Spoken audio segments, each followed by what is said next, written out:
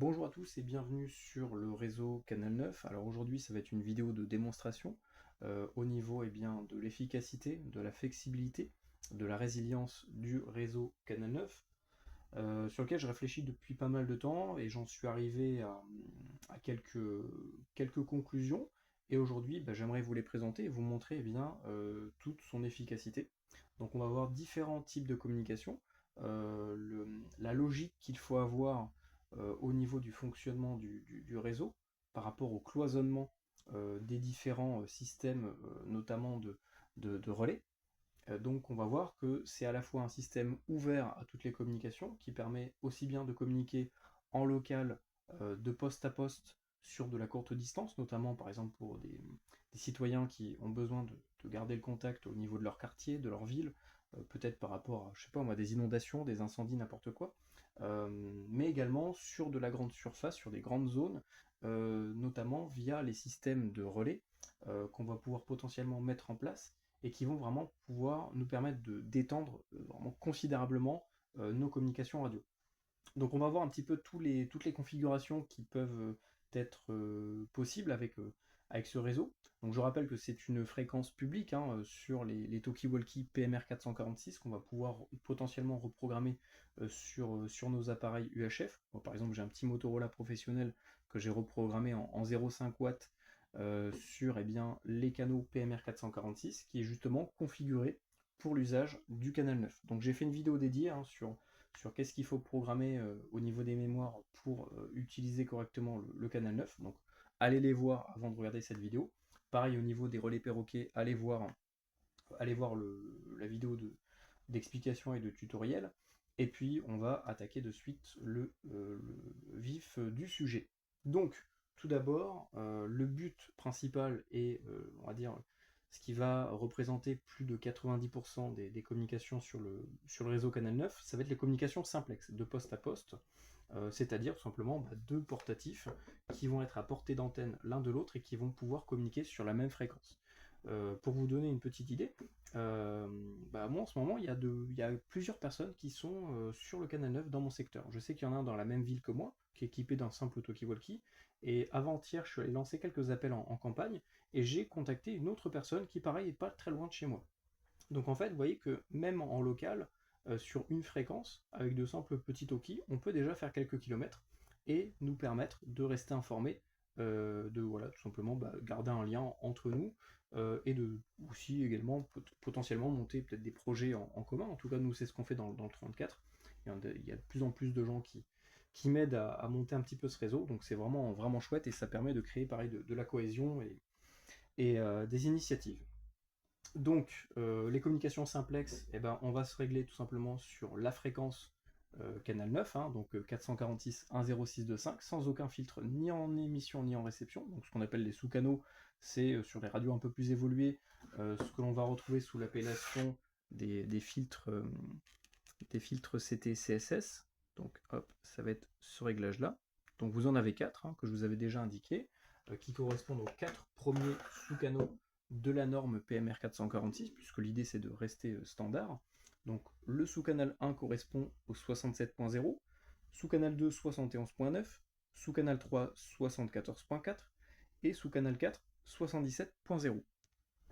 L'idée de ces sous-canaux est bien évidemment de pouvoir, en cas de besoin, cloisonner certaines communications, notamment via les relais, pour éviter que le relais répète absolument toutes les communications qui passent sur le réseau, mais uniquement les communications qui lui sont destinées pour voilà, déjà ne pas engorger le réseau inutilement, et surtout pour voilà, éviter de transmettre, de faire transmettre les relais s'il n'y a aucune nécessité. Si par exemple j'ai besoin de juste communiquer avec un collègue pour une intervention du secours ou autre, j'ai pas besoin que le relais répète. Donc je me mets sur la fréquence simplex, donc moi j'ai programmé mes radios de la manière suivante.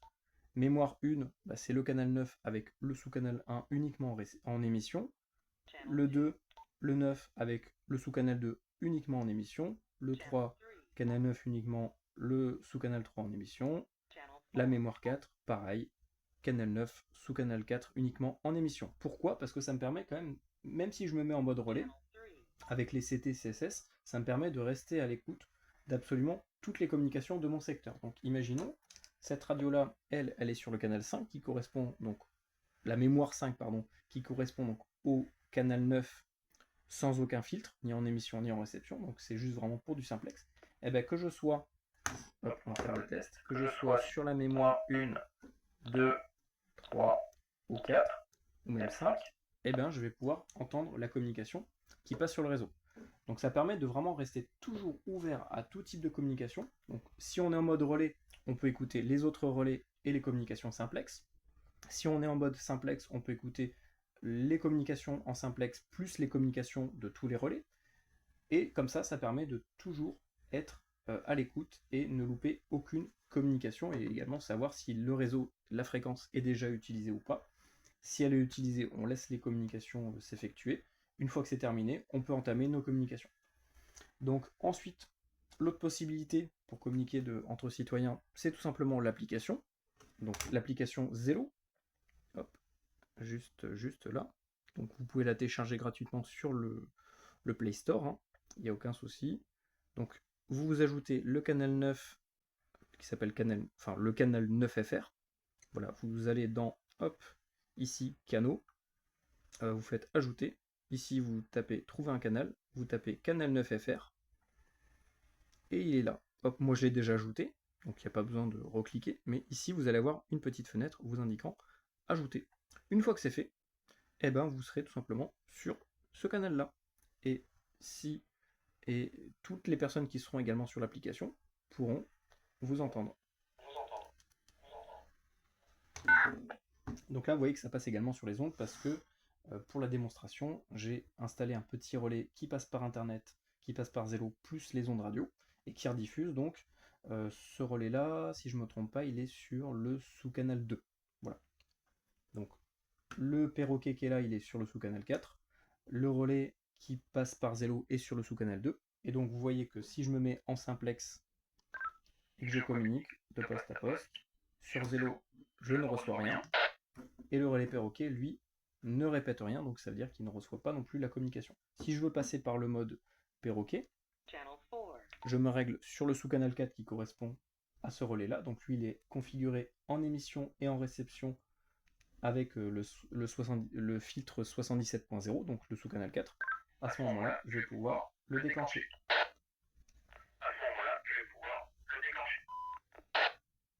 Donc selon avec qui je veux communiquer, dans quel secteur, pour tel besoin, et ben ça va être à moi de sélectionner le relais sur lequel je vais vouloir transmettre.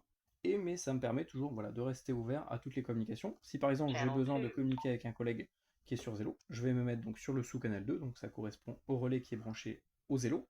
Donc je vous montrerai dans une autre vidéo comment fabriquer.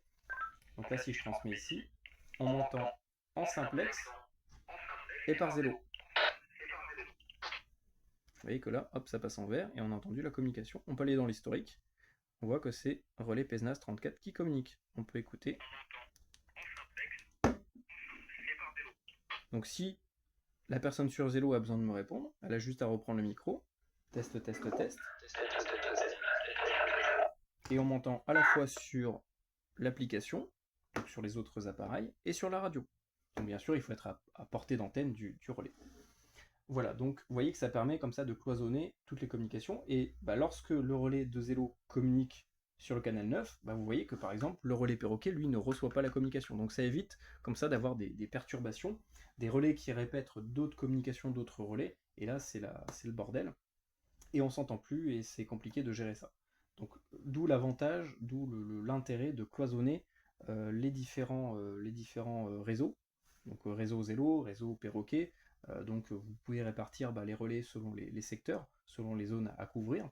Et donc selon la zone dans laquelle vous allez être ou le relais sur lequel vous avez besoin de passer, vous allez juste changer le CT en émission, tout en étant toujours à l'écoute, aussi bien des communications par relais que quelqu'un qui vous appellerait en simplex dans votre secteur. Et dans ces cas-là, si par exemple je suis sur le canal 4 pour les relais perroquets, si là j'étais en train de communiquer sur le perroquet, et même si je passe sur le canal 5 pour entamer une communication en simplex avec l'autre portatif, je vais quand même toujours pouvoir être à l'écoute du perroquet. On va faire un test un peu plus long. Test perroquet, 1, 2, 3, 4, 4, 3, 2, 1. Hop. Là, je suis sur le 5. Donc là, je suis sur la fréquence simplex. Et pour autant, j'arrivais toujours à recevoir le relais perroquet. Donc vous voyez que ça permet vraiment d'avoir un système ultra redondant, d'avoir quelque chose de très résilient, parce que en temps normal, on peut tout à fait passer par Internet pour échanger de l'info au niveau de la météo, au niveau des risques, parce qu'il y a de plus en plus d'incendies. Voilà, tout ça, il faut s'y préparer. Donc ça permet également de tous se retrouver sur un seul endroit. Donc c'est facile d'accès, une application, ça prend 20 secondes à créer un compte. Vous avez vu, là, pour rechercher un canal, ça prend 30 secondes à tout casser. En 2 minutes, vous êtes opérationnel sur le Zello et vous allez pouvoir comme ça communiquer avec d'autres personnes un peu partout dans la France ou dans le monde et savoir un petit peu ce qui se passe. Et tout ça sur un seul endroit. Et si jamais le réseau internet coupe, Sur une 1302 sur le canal 9 FR, on te reçoit 5 sur 5. vous voyez par exemple, hop, il y a un gars qui m'a répondu. Donc là, je peux lui répondre par l'application ou par la radio. Ouais, ok, merci de ta réponse. Là, j'étais en train de faire une petite démo sur le fonctionnement de tout ça. Ouais, je suis pas sur le bon. Je suis sur le simplex. Hop, je me mets sur le 2. Voilà, là, je suis par 0. Ouais, merci de m'avoir répondu. Ouais, j'étais en train de faire une petite démo là sur le fonctionnement de Zello, du canal 9, etc. Merci de m'avoir répondu. Toi, tu es dans quel secteur? Oui, qu'il y a un petit délai, mais c'est pas très grave. Donc là, vous voyez que par exemple, je le connais pas. Et...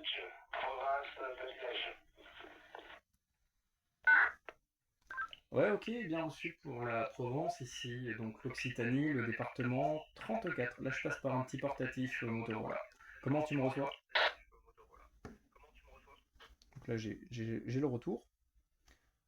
Bah écoute, pas trop mal, entre 4 et 5 sur 5, quoi. Ouais, c'est fort et clair également de mon côté. Bon, bah parfait, merci de ta réponse, et puis à plus tard, je reste en fréquence. A plus, terminé. Voilà, par contre, pensez à bien préciser pour les procédures. Ok, c'est pour moi. Et bien bonne journée, je reste en stand-by aussi. Et vous voyez que là, en quelques secondes, je peux communiquer à travers toute la France. Donc imaginons un ensemble de relais connectés sur le même canal, qui couvre différentes zones, toujours sur le même réseau, un réseau Canal 9. Et bien ça permet comme ça d'avoir un petit maillage.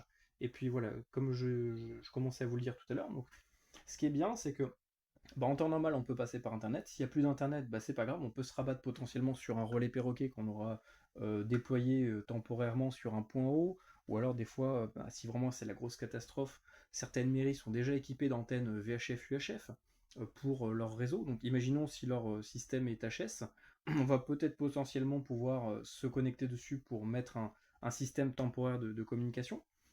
Et si vraiment il n'y a plus rien qui fonctionne, eh bien on va pouvoir se rabattre sur les communications simplex. Et donc là, ça sera uniquement de poste à poste. Donc plus on sera nombreux au niveau des portatifs, et plus on pourra avoir un bon maillage, par exemple d'une ville qui n'a peut-être plus de réseau de communication. Et puis ça reste un système hyper simple. Là, c'est des communications analogiques sur des fréquences publiques, donc ça permet vraiment à n'importe qui, que ce soit aussi bien les particuliers que les professionnels du secours ou de n'importe quelle mairie ou autre, de pouvoir avoir un moyen simple et efficace de communiquer. Et ça, ça va nous permettre de pouvoir également rentrer en communication avec avec la population directement, et de pouvoir, par exemple, leur diffuser des consignes de sécurité. Par exemple, en ce moment, à Barcelone, il y a un nuage de chlore qui survole la ville. Ça peut potentiellement nous permettre d'indiquer les zones à risque, les procédures à suivre, etc., etc. Donc voilà, vraiment, c'est un projet, on va dire, limite d'utilité publique. Il faut impérativement avoir comme ça des portatifs chez soi, des petits talkie-walkie.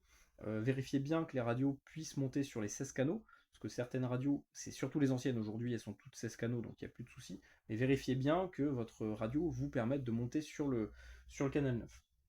Voilà, donc ensuite c'est pas compliqué, 4 sous-canaux, les 4 premiers, en émission uniquement pour les portatifs, et tout va bien. Et après on va pouvoir communiquer comme ça tous ensemble. Dernière chose, je vous mettrai quelques liens vers le boîtier Surcom, quelques portatifs intéressants et vraiment pas chers à avoir. notamment le petit Hid Radio qui est vraiment génial. Je viens de les découvrir, ils sont top, on peut les programmer par Bluetooth. C'est vraiment une petite révolution. Ils sont étanches, rechargeables en USB-C. Il faut savoir que depuis déjà un peu plus d'un mois, on a lancé l'initiative du week-end Canal 9, donc le dernier week-end de chaque mois. Eh bien, on va tous se mettre en fréquence sur le Canal 9 et on va lancer des appels tout le week-end afin de pouvoir tout simplement se rencontrer sur les ondes, tester son matériel, s'entraîner, etc. Donc n'hésitez pas à rejoindre l'initiative. Et puis, voilà. Si vous voulez soutenir, j'ai mis déjà, si vous voulez des informations, il y a le lien vers le site en description. Le site que j'ai lancé il y a quelques mois. Il y a également un Tipeee si vous voulez soutenir mon travail. Si vous voulez soutenir l'initiative Canal 9, c'est ce qui me permet de continuer à faire ce que je fais, à vous proposer vraiment du contenu de qualité, à pouvoir déployer ce réseau un petit peu partout. Enfin voilà. Donc je vous souhaite une bonne fin de journée. Il y a également le Discord si vous avez des questions, si vous voulez rejoindre la communauté.